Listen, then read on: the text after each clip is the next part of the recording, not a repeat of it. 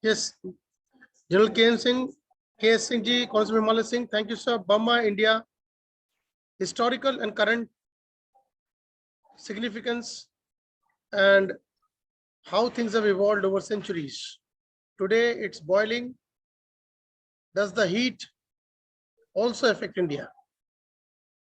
Looking forward to a knowledgeable discussion from your side, because you were part of the convoy that was stationed in Myanmar along with the Burmese army for a few days. And you know the situation more than probably most of the other people, having, rubbed shoulders with the Burmese soldiers. So shoulder with the soldiers, who are other than the first Lieutenant General of the entire Northeastern India, Lieutenant General Constable Himalaya Singh. Over to you. Thank you, Amit, for giving me this opportunity. First of all, I must say that I stay very close to Indo-Myanmar, Indo-Burmese border in a place called Manipur, Imphal area. And as you rightly said, I have had the opportunity to interact with the Burmese army in many occasions. And I belong to the state, erstwhile Kingdom of Manipur, which had frequent wars and battles with the King of Burma for centuries, starting from 15th century till as late as 19th century. The connection between India and Myanmar, Burma erstwhile, is very, very old, and it predates our independence of 1947. As per the recorded history, the interaction with Burmese with India has been very, very limited to an extent, even though there have been ethnic interaction and then spillover of each other's ethnicities across borders. It was in 1826, Treaty of Yandabu, which actually virtually decided, or which virtually made this border between India and Myanmar. As you know, this Treaty of Yandabu was signed after the Burmese were defeated by the British army, along with the King of Assam and the King of Manipur. And the fallout was the defeat of Burmese, who had occupied Manipur and Assam from 1819 onwards. And with the help of British, they were driven back. The Myanmaris or the Burmese were driven back from Northeast India, thereby leading to the signing of Treaty of Yandabu between the British and Myanmar. Therefore, the history of Indo-Myanmar relationship can be traced to this Treaty of Yandabu, though before that there have been many cultural and ethnic interactions. The boundary between India and Myanmar was, however, first delineated by a gentleman, one British Army officer by the name of Captain Pemberton in 1835. And that was known as Pemberton Line in 1835. However, this has undergone many adjustments and modifications in the subsequent years in 1896, 1901, 1921, and 1922. So these, but by and large, the alignment have remained the same, alignment of the border. As you know, there were, in 1885, in the third Anglo-Burmese War, the Burmese king was defeated by the British once again in 1885, thereby making Burma as part of British India. So therefore, when it became part of British India, a large number of population, people from mainland India, the Bengalis, the Tamils, and many other ethnicities were absorbed or went to Myanmar to settle down and to help in the administration. So 1885, it became part of British India. And as you know, in 1937, that is before Indian independence, in 1937, Myanmar or Burma was recreated. It means it was taken out from the British India and it became an independent country in 1937. So, and then India became independent 10 years later. So that is up to the, a very, very brief background of as far as Indo-Burmese border and Indo-Burmese. So why did the why did the British spare the Burmese 10 years earlier? I think that is, 1937, what I feel is that the reason for giving them independence is that the World War II had also started in the Europe, during this time, number one. Number two, I think they also saw the futility of managing the entire Burmese ethnicities who are, various ethnicities, and also the economic benefit. Did it also have to do with something to do with Netaji's with Subhash Chandra Bose's agitation? No. Subhash Chandra's story is that during the Second World War, INA, Indian National Army, which was formed,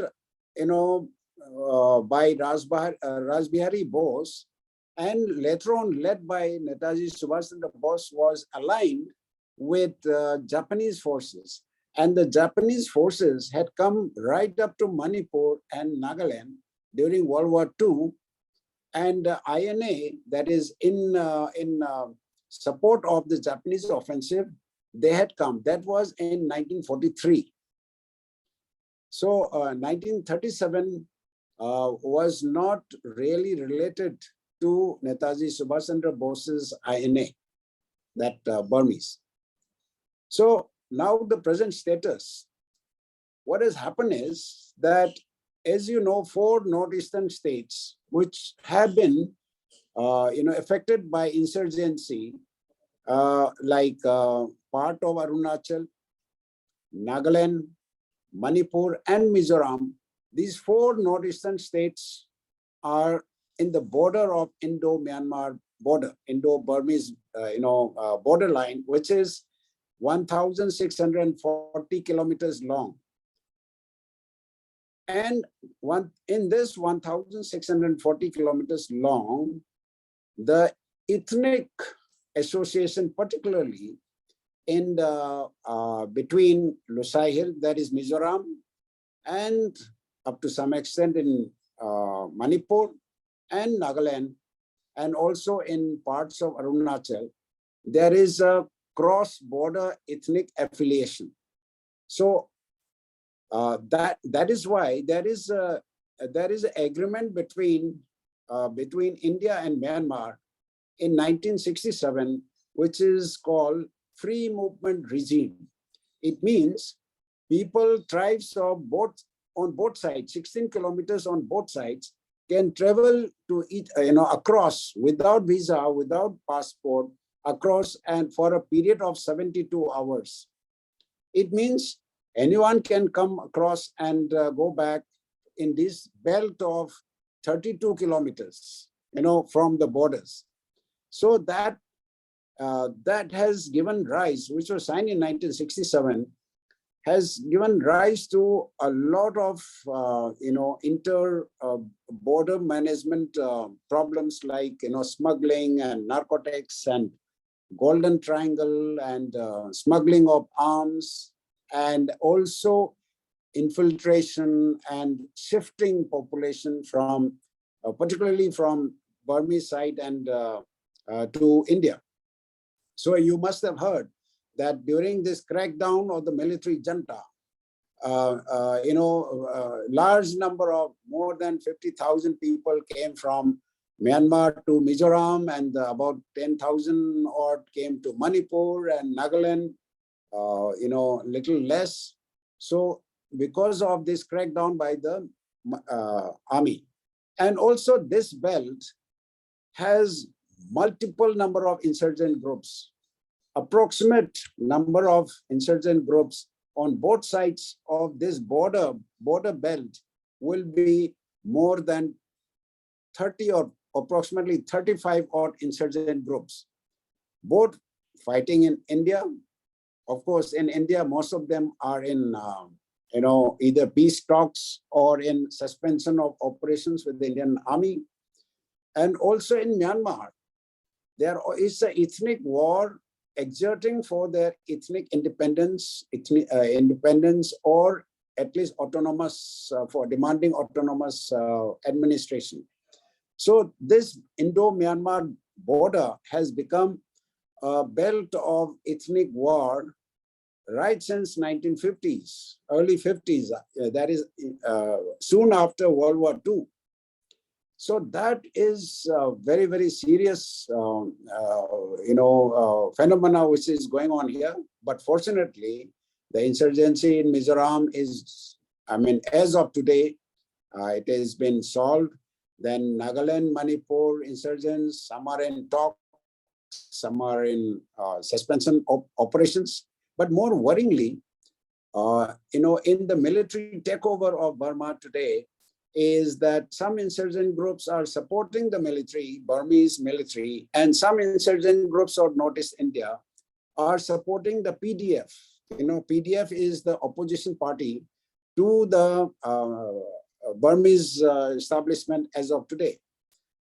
So with all this happening, a large number of issues related to the border management, we are not able to bring peace and progress in this border belt. But I would like to say that Act East policy, which was conceived long time back and made into from Look East policy to Act East policy in 2015, much of the Act East policy in the Indo-Myanmar border has to go through Manipur, from Assam to Manipur and Mizoram, and then go right up to South Asian countries like Vietnam or Singapore, Thailand. That has not yet taken off in the manner that is desired because of the instability in Myanmar as of today. Because India has got high stakes, like, multimodal Kaladan project is one. Act East policy is another. And also there is,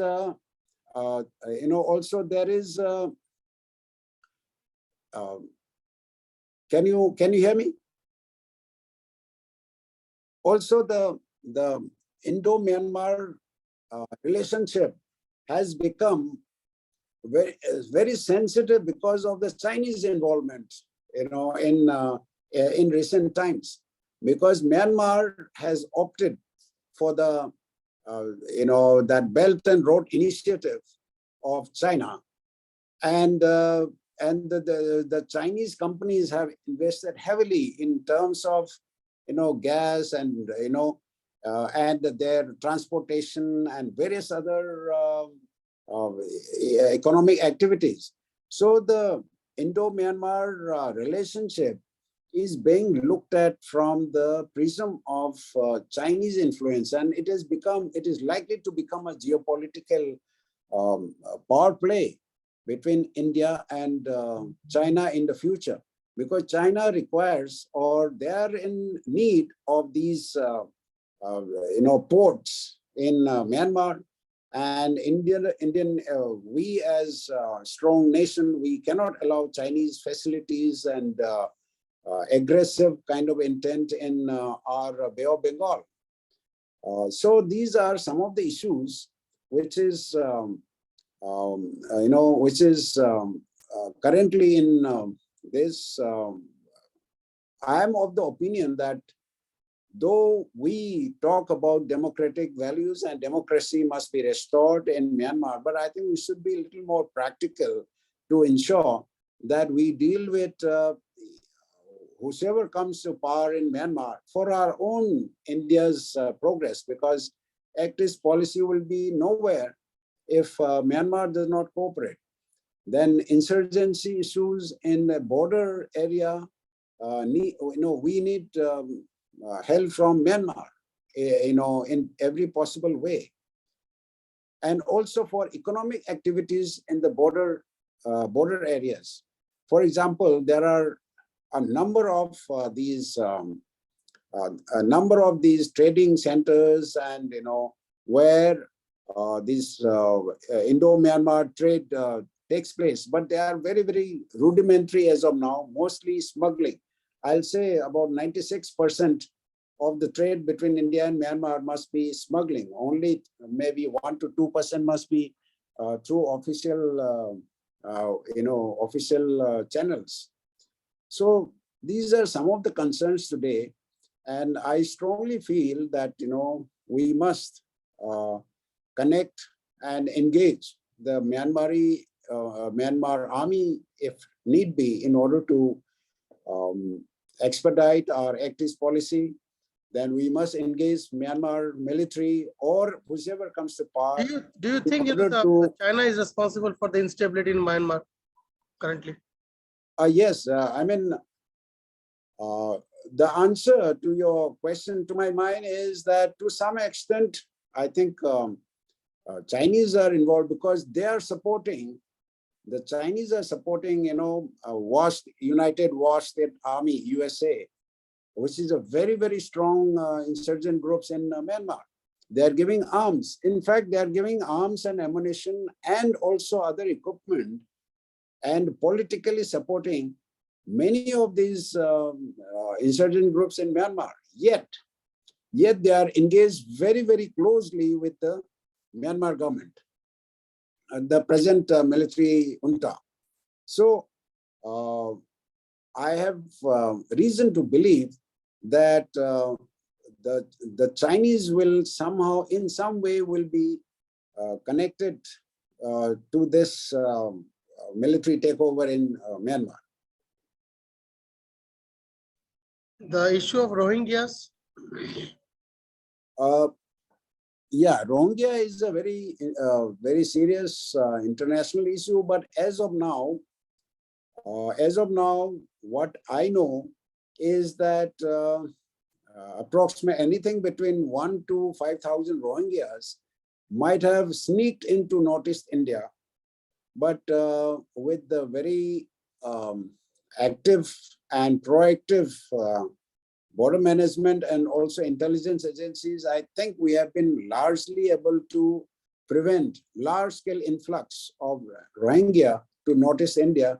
But I cannot rule out anything between 5 to 10,000 Rohingyas have, sneaked into the northeastern region of our country. Future between Indo-Myanmar, because Sri Lanka is boiling, Myanmar is boiling, Pakistan probably, started with the boil itself. And we have China. They are, as cool as a volcano. So where do we go? Oh yeah, we got the seas. We got the seas, on the western side. So, but anywhere else? Amit, you left out one. Nepal, what is happening is the direction, which direction Nepal takes will be known in the next year's election, which is, I think, No, next year. they have always been, to my very, very naive, nascent, and ignorant mind and knowledge. They've always been a safe haven for all the hijackings. Yeah. So that's why I'm saying we do not know what will be the outcome of the elections in Nepal next year, and also how long Begum Khalida, Begum Khalida, apna this how long the present Sheikh Hasina will last in Bangladesh, because I have a feeling that there are the radical elements are growing only in numbers. So therefore, if you see that with Chinese aggressiveness, unstable Myanmar, and also increasing radicalization in Bangladesh, and then Sri Lanka, what is happening, and also in the western side, Pakistan and Afghanistan. So it is time for all the stakeholders in Indian security establishment to actually see things, very, very carefully, as also do things in a manner that every establishment, every institutions related to security are kept, well oiled and well ready to meet any eventuality in the near future. So that is my belief. Strategically, defense-wise, you've been a Lieutenant General of the Army, having commanded troops of nearly 1 lakh of soldiers. You've served across the Punch, the LOC. You've served around along the, Northern Command area pretty extensively. You are very well familiar with the northeastern terrain, probably the Doklam kind of terrains. Strategically, the Sastra Simha in Nepal, BSF in Bengal, Assam Rifles in Burma. Are we on the right track? Do we need to change our strategies?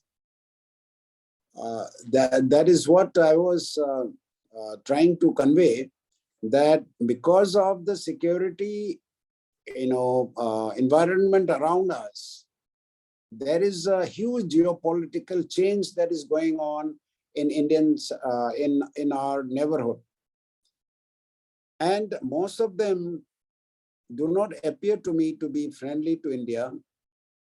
Many of them have been very, very aggressive towards India. So when we talk about strategy to meet all this, I can only talk about the military dimension, which I'm sure that our military leadership is taking care. But more important is the political leadership to understand, and the other stakeholders, intelligence agencies, and our scientific community, technological prowess, then public opinion, think tanks, media, and more importantly, our structures. So these also have to be in sync.